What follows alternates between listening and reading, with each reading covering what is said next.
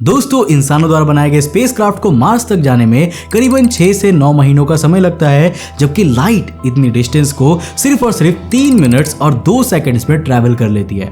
पर क्या लाइट की स्पीड हम इंसानों के लिए पर्याप्त है? अगर फ्यूचर में आपका कोई दोस्त मार्स पर जाकर रहने लगे तो आपका एक व्हाट्सएप मैसेज उस तक 3 मिनट्स और 2 सेकंड्स बाद पहुंचेगा, और फिर जब वो आपका रिप्लाई करेगा तो मैसेज आप तक आने में भी इतना ही समय लग जाने वाला है। और अभी तो मैं सिर्फ अपने पृथ्वी के बगल वाले ग्रह की बात कर रहा हूँ। अब अगर हमें पृथ्वी के सबसे करीब वाले तारे प्रॉक्सिमा सेंटोरी पर मैसेज पहुंचाना है तो लाइट की स्पीड से 4 साल और 3 महीने का समय लगेगा, और सबसे करीब वाली गैलेक्सी एंड्रोमेडा तक पहुंचाने में तो 25,37,000 साल लग जाने वाले हैं। नाउ ये बातें तो मैं सिर्फ कम्युनिकेशन की कर रहा हूं, जो कि लाइट की स्पीड से ट्रैवल करती है। अब अगर हम फिजिकली इतनी दूर तक जाने की सोचे तो शायद ये करोड़ों सालों में भी पॉसिबल नहीं होगा। यूनिवर्स में दूर मौजूद तारों की सैर, जिसका शायद हम बचपन से सपना देखते आ रहे हैं, वैसा कुछ भी रियलिटी में पॉसिबल नहीं है। पर यहाँ पर एक सवाल ये आता है कि आखिर ये पॉसिबल क्यों नहीं है? आखिर हम स्पीड ऑफ लाइट से ज्यादा तेज जा क्यों नहीं सकते? अब आपने काफी बार ये जरूर सुना होगा कि अगर हम स्पीड ऑफ लाइट से ज्यादा तेज चलने लग जाए तो हमारे लिए कई सारे पैराडॉक्सेस खड़े हो जाते हैं। लेकिन आखिर ये पैराडॉक्सेस क्रिएट क्यों होते हैं? आखिर वो क्या रीजन है जो कि स्पीड ऑफ लाइट से ज्यादा तेज करने पर पैराडॉक्सेस को क्रिएट करता है? आज के इस वीडियो में मैं आपको ग्राफ्स की मदद से आपको इस पूरे कॉन्सेप्ट को समझाऊंगा, और मेरे दोस्त वीडियो के एंड तक डेफिनेटली आप ये समझ जाओगे कि आखिर स्पीड ऑफ लाइट से ज्यादा तेज ट्रैवल करना क्यों हमारे लिए पैराडॉक्सेस को क्रिएट करता है। अब दोस्तों देखो, स्पीड की ये जो लिमिट है इसे आइंस्टाइन ने स्पेस में मौजूद ऑब्जेक्ट्स पर लगाई है, पर स्पेस पर नहीं लगाया है। मतलब स्पेस जो है वो लाइट से ज्यादा फास्ट ट्रैवल कर सकता है। अगर हम स्पेस को मैनिपुलेट करना सीख ले तो शायद हम लाइट से भी तेज ट्रैवल कर पाए। अब साल 1994 में मैक्सिकन थियोरेटिकल फिजिसिस्ट मिगेल अल्कुबिएरे ने भी कुछ ऐसा ही कॉन्सेप्ट दिया था, जिसे अल्कुबिएरे ड्राइव के नाम से जाना जाता है। नाउ अल्कुबिएरे ड्राइव अपने पीछे के स्पेस को एक्सपैंड करती है और आगे के स्पेस को कॉन्ट्रैक्ट करती है, जिसके थ्रू वो फास्टर देन लाइट ट्रैवल कर पाती है। लेकिन देखो, प्रैक्टिकली ऐसी मशीन बना पाना हमारी करंट टेक्नोलॉजी के लिए नियर टू इम्पॉसिबल है, और ऐसा इसीलिए क्योंकि इसके लिए हमें इनक्रेडिबल अमाउंट ऑफ एनर्जी और एक्सोटिक मैटर्स की जरूरत होगी। साथ ही साथ ये drive general theory of relativity के प्रिंसिपल पर बनी हुई है, और इसमें क्वांटम मैकेनिक्स को कंसीडर भी नहीं किया गया है। अब कुछ लोग मानते हैं कि स्पेस में वर्म होल्स होते हैं, जो कि स्पेस में 2 डिस्टेंट पॉइंट्स के बीच फास्टर देन लाइट ट्रैवल करने की टनल्स हैं। पर इनके एग्जिस्टेंस को लेकर भी हमारे सामने कई साइंटिफिक चैलेंजेस आती है। अब दोस्तों, हमारी पूरी फिजिक्स ही इस फैक्ट पर टिकी हुई है कि nothing can travel faster than light. अब अगर यहाँ पर ऑब्जेक्ट्स लाइट से फास्टर ट्रैवल करने लगे तो कॉज़ैलिटी का नियम टूट जाएगा। अब कॉज़ैलिटी के कॉन्सेप्ट को मैं अपने पिछले वीडियोस में काफी बार एक्सप्लेन कर चुका हूँ। अब यूनिवर्स में हर चीज के पीछे एक कॉज यानी कि एक कारण होता है।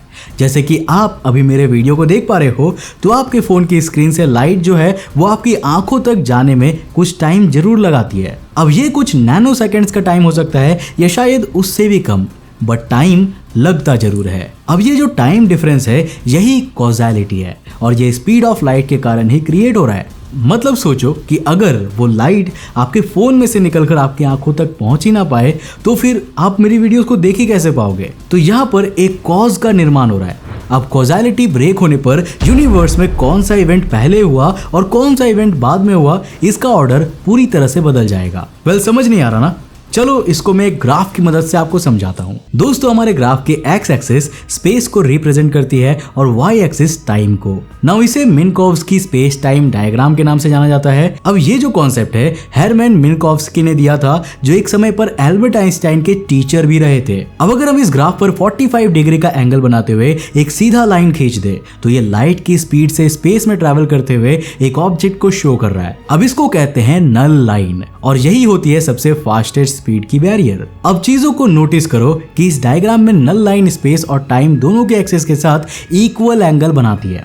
इसे ही वीडियो का मोस्ट इंपॉर्टेंट पॉइंट नंबर 1 मानकर याद रखना। अब यहाँ पर 0 से 44 डिग्री तक की हर line faster than light travel को शो करेगी, और 46 से 90 तक के बीच सब कुछ स्लोअर देन लाइट होगा। अब फिलहाल के लिए हम वापस मिन्कोव्स्की स्पेस टाइम डायग्राम पर आ जाते हैं। अब दोस्तों, मान लेते हैं कि स्पेस एक्सिस पर ये हमारी धरती है, इस पर रहने वाले हम इंसान इसे स्पेस में ट्रैवल करते हुए ऑब्जर्व नहीं कर पा रहे हैं, तो मान लेते हैं कि ये स्पेस में एक जगह पर ही फिक्स्ड है। मतलब पृथ्वी सिर्फ टाइम की एक्सिस पर ही मूव कर रही है और स्पेस की एक्सिस पर बिल्कुल भी मूव नहीं कर रही है। अब यहाँ पर राइट साइड पर एक और स्टार एज्यूम कर लेते हैं। लेट्स से सीरियस स्टार है जो कि अर्थ से 8.6 लाइट ईयर्स की दूरी पर है। अब पृथ्वी के रेस्पेक्ट में इसकी मूवमेंट भी बहुत ही तेज नहीं होगी, तो मान लेते हैं कि ये भी एक फिक्स्ड पोजीशन पर ही है। तो ये भी ठीक है। तो ये भी ठीक पृथ्वी की तरह ही सिर्फ टाइम एक्सिस पर ही मूव कर रहा होगा। अब यहाँ पर जरा लेफ्ट की तरफ नजर डालिए। यहाँ पर एक सुपरनोवा एक्सप्लोजन होता है और लाइट की रेज पृथ्वी की ओर आती है। लेट्स अज्यूम कि इससे हमें काफी ज्यादा नुकसान पहुंचता है। अब हम इंसान ये इन्फॉर्मेशन सीरियस तक पहुंचाना चाहते हैं जिससे कि वहां पर रहने वाले एलियंस को कोई भी नुकसान ना पहुंचे। अब इसके लिए हम फास्टर देन लाइट कम्युनिकेशन का इस्तेमाल करते हैं और सुपरनोवा की लाइट रेज के पहुंचने से काफी पहले हमारा मैसेज सीरियस तक पहुंच जाता है। चलो ठीक है, हमने एलियंस को वार्निंग दे दी, अब वो बच जाएंगे। वेल, काफी अच्छे तरीके से सब चीज बीत रहा है ना। नाउ यहाँ पर पॉइंट टू बी रिमेंबर्ड कि यहाँ हर चीज हमारी पृथ्वीवासी के पर्सपेक्टिव से ही देखी जा रही है। तो चलो अब हम सारे इवेंट्स को पृथ्वी की स्पेस एक्सिस के रिस्पेक्ट में टाइम एक्सिस को स्लाइस करते हुए देखते हैं। अब यहाँ पर सबसे पहले सुपरनोवा एक्सप्लोजन होता है। दूसरे नंबर पर अर्थ पर लाइट रेज आकर टकराती है और उसी समय सीरियस की ओर हम अपना मैसेज भेज देते हैं। अब क्योंकि हमने फास्टर देन लाइट कम्युनिकेशन के थ्रू सीरियस पर मैसेज भेजा है, तो तीसरे नंबर पर यहाँ सीरियस पर मैसेज पहुंच चुका है और फाइनली फोर्थ नंबर पर सीरियस पर एक्चुअल लाइट रेज पहुंचती है। अब यहाँ तक देखा जाए तो सब कुछ बिल्कुल सही लग रहा है। मतलब हम लोगों ने एलियंस को बचा लिया है। जो चीज पहले होनी चाहिए थी वो पहले हो रही है और हर कॉज का एक इफेक्ट है जो कि कॉजालिटी के लॉ को कंप्लीटली फॉलो करता है।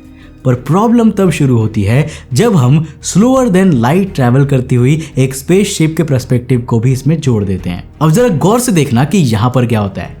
मान लेते हैं कि एक स्पेसशिप है जो पृथ्वी से निकलती है और स्लोअर देन लाइट ट्रैवल करते हुए सीरियस की ओर जा रही है। अब इस स्पेसशिप में कुछ एस्ट्रोनॉट्स भी बैठे हुए हैं, यानी कि पहले वाले इवेंट्स को दूसरे पर्सपेक्टिव से देखने के लिए हमारे पास स्पेस में भी कुछ बंदे मौजूद हैं। तो चलो अब टाइम एक्सिस को इन एस्ट्रोनॉट्स के रिस्पेक्ट में काटते हैं। पर यहाँ पर हम पृथ्वी के स्पेस एक्सिस को नहीं लेंगे, बल्कि स्लोअर देन लाइट स्पेसक्राफ्ट अपनी खुद की स्पेस एक्सिस पर चलेगा, जो कि स्पेसक्राफ्ट की टाइम एक्सिस और नल लाइन के बीच बनने वाली एंगल के बराबर होगी, ऑपोजिट साइड पर। अब इस स्पेस एक्सिस को कंसीडर करते हुए हम टाइम एक्सिस को काटते हैं।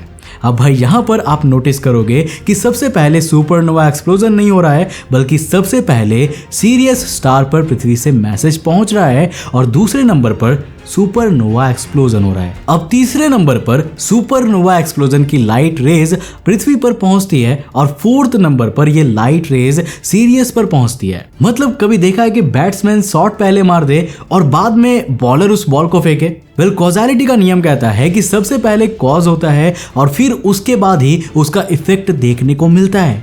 पर यहाँ पर तो उल्टा हो रहा है और इसीलिए यहाँ पर कॉजालिटी ब्रेक होती हुई नजर आ रही है। अब ये स्लोअर देन लाइट ट्रैवल के कारण नहीं हुआ, बल्कि वो तो नॉर्मल सा स्पेस ट्रैवल ही था, जैसा कि हम अभी भी कर सकते हैं। दरअसल फास्टर देन लाइट ट्रैवल के कारण कॉजालिटी का नियम ब्रेक हो रहा है और ये पैराडॉक्स को जन्म देता है। अब जरा उस एस्ट्रोनॉट के पर्सपेक्टिव से सोचिए जो कि स्लोअर देन लाइट ट्रैवल करती स्पेसशिप में बैठा हुआ है। उसके लिए सीरियस पर पहुंचता सिग्नल बैट्समैन है और सुपरनोवा एक्सप्लोजन बॉलर है। अब वो बैट्समैन को शॉट मारते हुए तो देख रहा है, पर बॉलर ने बॉल तो अभी तक फेंका ही नहीं है। तो आखिर ये बॉल आई तो आई कहां से? वेल, ये एक्सप्लेनेशन सुनकर आपको ग्रैंडफादर पैराडॉक्स की याद जरूर आ रही होगी। इसमें होता कुछ यूं है कि एक इंसान टाइम मशीन बनाता है और अपने पास्ट में चला जाता है और वो उस समय में जाता है जब उसके ग्रैंडफादर बच्चे हुआ करते थे और वो अपने ग्रैंडफादर को गोली मार देता है।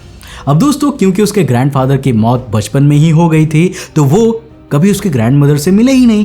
तो जब वो अपने ग्रैंडमदर से मिले नहीं तो उसके फादर का जन्म कहाँ हुआ, और जब उसके फादर का जन्म नहीं हुआ तो फिर वो कहाँ से आया? और जब वो आया ही नहीं तो ऐसे में जिस इंसान ने टाइम मशीन बनाई और जो पास्ट में जाकर अपने ग्रैंडफादर को गोली मारा, वो कहां से पैदा होगा? वेल टेक्निकली उसका कोई भी एग्जिस्टेंस होना ही नहीं चाहिए था। अब जैसे लाइट वाले केस में ले लीजिए, सुपरनोवा एक्सप्लोजन के बिना ही उसकी इंफॉर्मेशन देने वाला मैसेज सिग्नल एग्जिस्ट ही नहीं करना चाहिए था। अब यूनिवर्स की सबसे तेज स्पीड लाइट की नहीं होती, ये स्पीड होती है कॉज़ैलिटी की। मतलब यूनिवर्स की फास्टेस्ट स्पीड का टाइटल कॉज़ैलिटी को ही जाता है। कॉज़ैलिटी हमारी अंडरस्टैंडिंग को गवर्न करती है और जैसा कि हमने अभी ग्राफ के थ्रू देखा, फास्टर देन लाइट ट्रैवल कॉज़ैलिटी को ब्रेक कर रहा है। तो क्या इसका मतलब यह है कि हम इंसान कभी भी लाइट की स्पीड से फास्ट ट्रैवल नहीं कर सकते? और क्या हम कभी भी दूर अंतरिक्ष में टिमटिमाते उन तारों की सैर नहीं कर सकते जिनका हम हमेशा सपना देखा करते हैं? वेल करंट टेक्नोलॉजी से देखा जाए तो यही हमारा सत्य है।